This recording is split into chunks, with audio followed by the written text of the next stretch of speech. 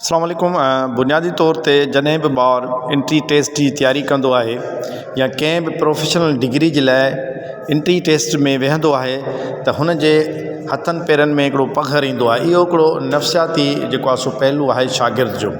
उन जो बुनियादी सबबु इहो आहे त ॿार जी उहा एक्सरसाइज़ प्रॉपर अंदाज़ में न थियल हूंदी आहे। उन जे लाइ उस्ताद बुखारी गवर्नमेंट डिग्री कॉलेज दादू उहे सभई मौक़िया पंहिंजे शागिर्दनि लाइ फ़राहम करे रहियो आहे, जंहिंसां उन जे अंदरि एतमाद पैदा थिए ऐं कंहिं प्रोफेशनल डिग्री लाइ जॾहिं हू एंट्री टेस्ट में वेहे थो त हुन जे हथनि पेरनि में या हुनखे ज़हनी या नफ़्सियाती तौर ते कंहिं बि दॿाउ जो जेको आहे सो शिकार न थिए। प्रोफेसर आसिफ़ जमाली साहब इंटर जे गॾियल तौर ते प्री इंजीनियरिंग ऐं प्री मेडिकल जे शागिर्दनि जे लाइ अॼु केमिस्ट्री जी टेस्ट रखी आहे, जेका यकीनन शागिर्दनि जे लाइ फ़ाइदेमंद थींदी। जॾहिं हू पंहिंजी प्री एंट्री टेस्ट में वेंदा त हुननि खे फ़ाइदो पहुचंदो।